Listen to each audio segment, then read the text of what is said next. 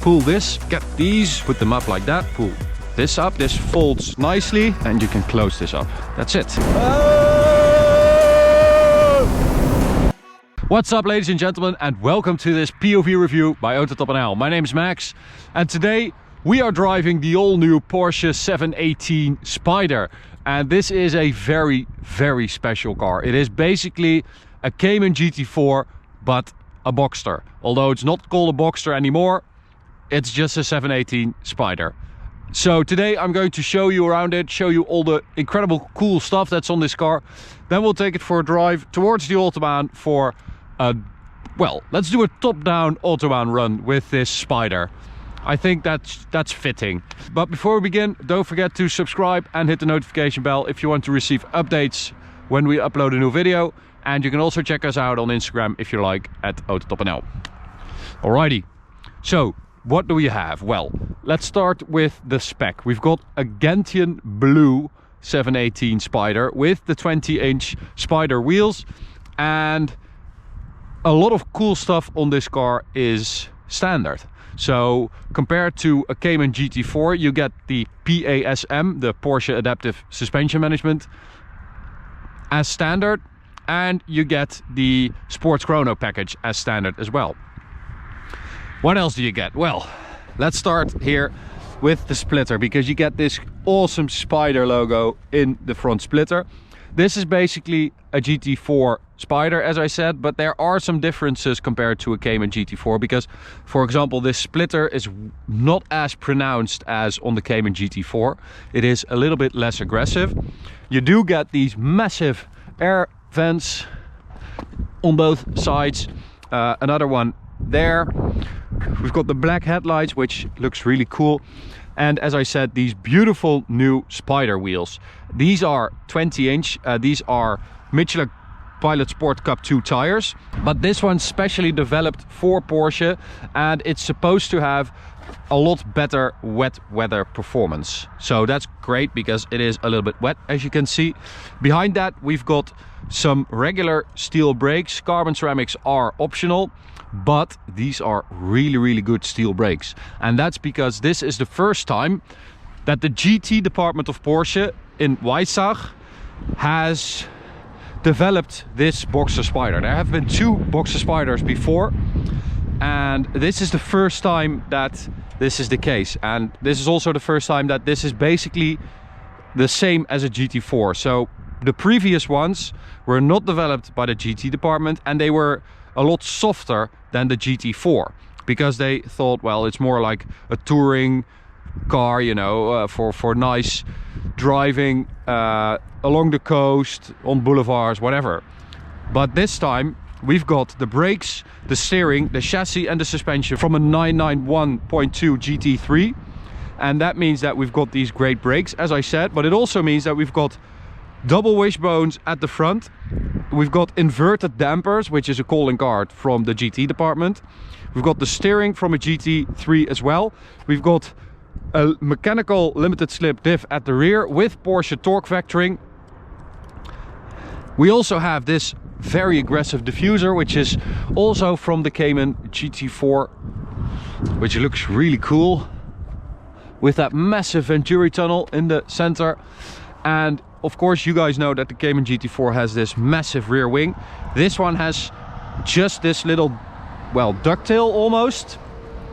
I would call that a ducktail spoiler, and it is adjustable, so it raises to give it a little bit more downforce. But where the GT4 has downforce, thanks to the more aggressive front end and the big wing, this has, it just doesn't have lift.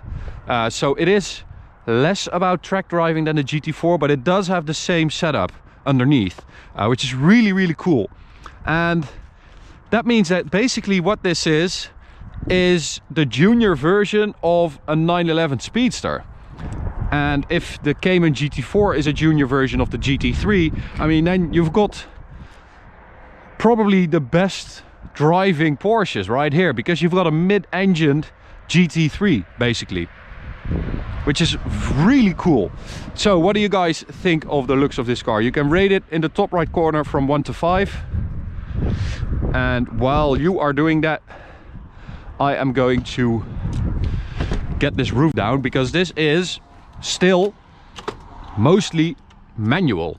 So you have to pull this button right here and it will release that one. There it goes. The rear trunk pops open.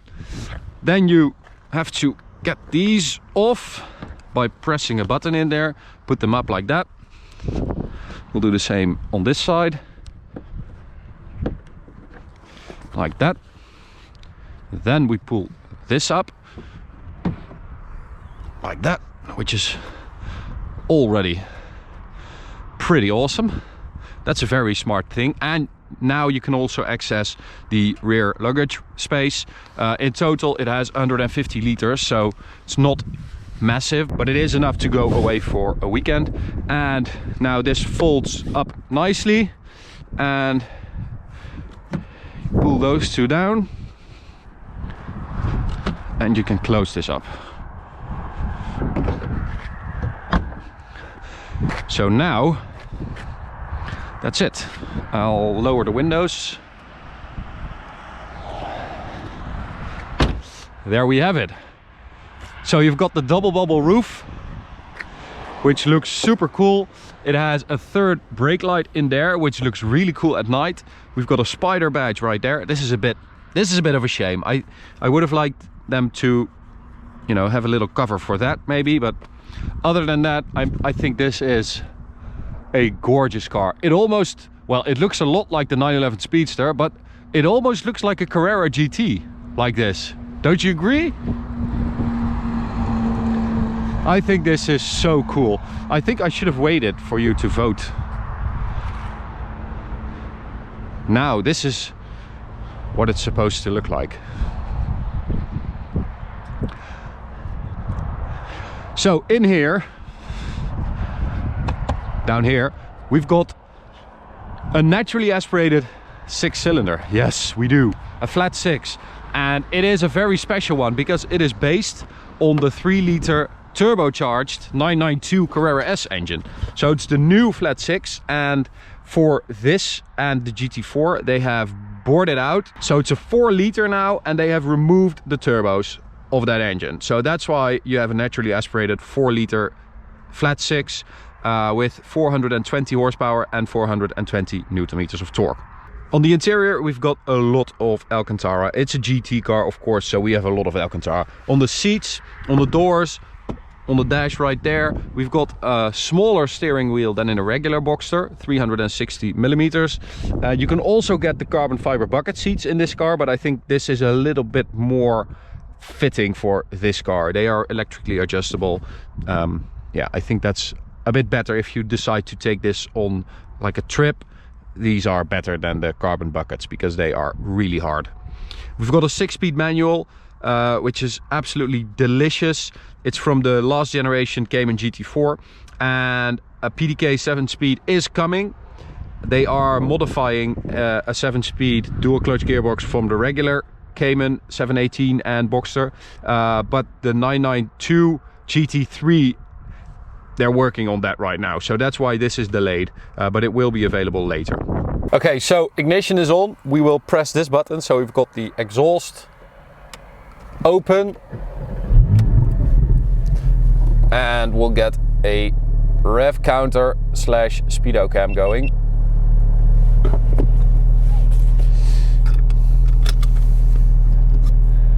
All right, I think I covered it all. We've also got an auto blip button right there. That means that the gearbox automatically rev matches if you shift down, which works really well. And we've also got the adaptive dampers, as I said, standard on the Spyder. Okay, here we go.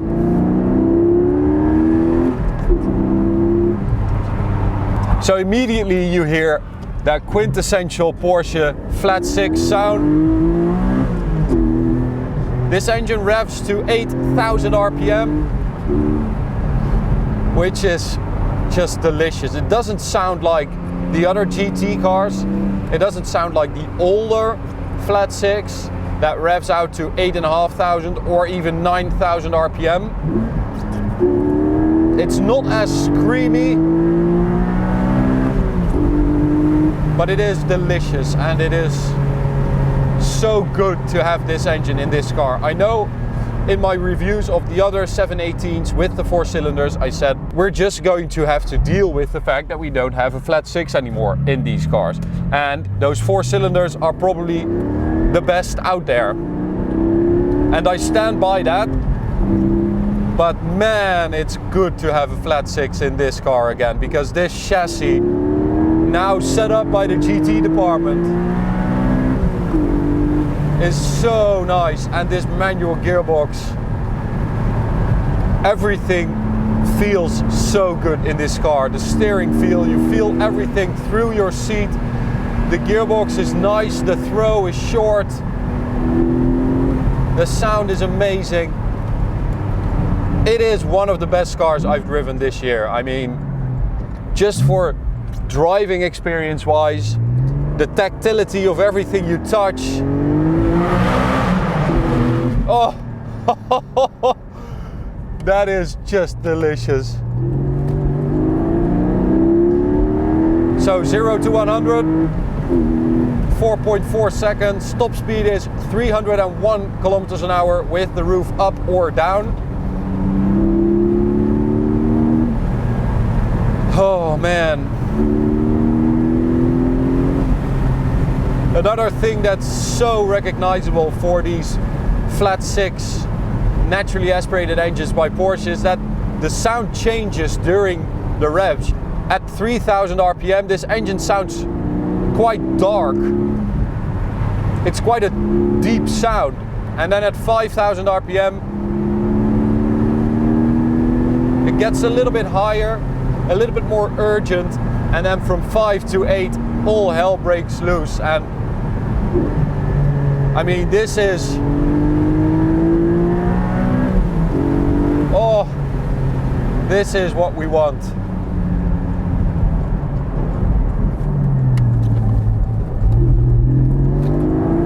Of course, you've got that great weight distribution because that engine's in the middle. And if you combine that with all that GT3 goodness in and around this car,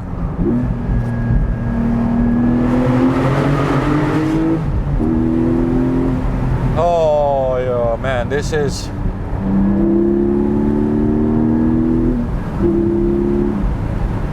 it's like the car knows what you want to do before you know what you want to do.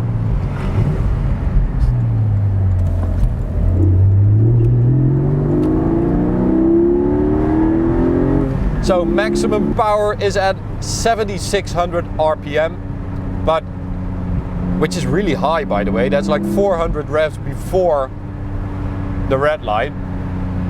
And that means that it really pays off to go all the way to that red line. And that's the beauty of these naturally aspirated Porsche engines, that they just become better and better and better if you go further and further up in the rev range. And this is also the only way to go if you build like a track focused car. Well, this Spyder is not as track focused as the GT4 maybe, even though it does have manually adjustable suspension. This is maybe more geared towards like nice drives in the Eifel Mountains or something like that, or in the Alps. That would be absolutely incredible. Okay, so here we are at the Autobahn. We're going to see if we can get close to the top speed, 301 kilometers an hour, as I said. Okay, roof down. I hope you can hear me okay. Here we go.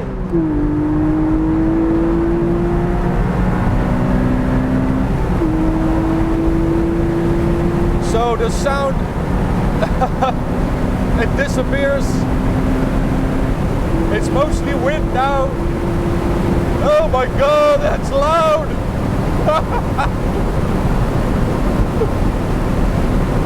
Oh!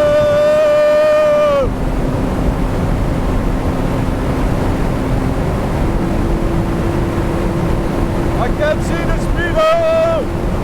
285! Oh my god!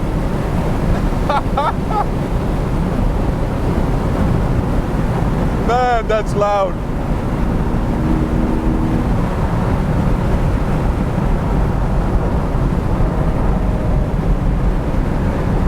Woo! You can hardly breathe with all that wind coming in here, but it is fun. That throttle response is so immediate.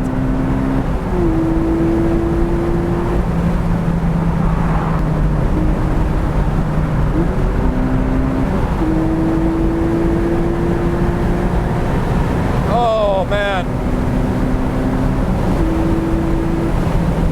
So guys, what do you think of the performance of this car? Let us know by rating it in the top right corner from 1 to 5. Oh. This is intense. Maybe I should put the roof up. I'm going to put the roof up because it's so intense with that roof down. You can't really hear the engine anymore. I don't think you guys were able to hear me, but that's just a guess because I can't hear anything. Okay, BRB.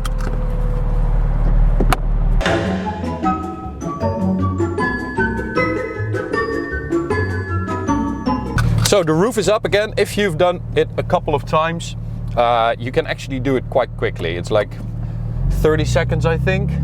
It's not bad. And of course, this is a way lighter construction than you get on the regular Boxster. Maybe it's also because otherwise the 6-cylinder, it wouldn't fit with the roof mechanism. But here we go. So we've got a lot more sound now instead of wind. So now at higher speeds you do hear that this roof is a lot less well insulated compared to a regular Boxster. It's much more bare.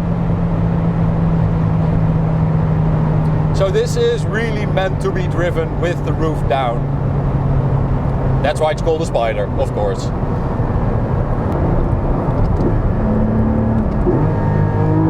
So as you can see, especially first and second gear are really long. That was like 138 kilometers an hour in second gear.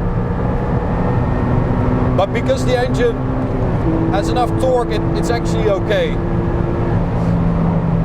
So we have also got the adjustable dampers, as I said. So if we press that, you can really feel that it becomes a lot harder. This is more like the track setting, I think. And if you have them in normal mode, it's perfectly fine to drive on regular roads. And that's the beauty about these cars that have been set up by the GT department. They are always perfectly judged. Yes, it's hard, it's firm, but it's not too hard, not too firm. The car never becomes unsettled because of the suspension. So that wind noise from that roof, we're driving, what is it, 200 kilometers an hour now, it's quite loud. And if you drive it like regularly, 130 kilometers an hour, even then, or 140, 150, it starts getting annoying, a little bit annoying and a little bit tiresome.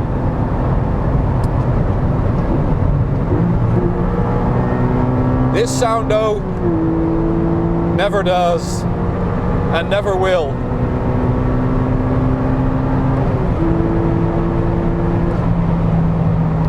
If you are looking for an exciting roadster, I don't think there's a whole lot out there in this price range that's comparable to this.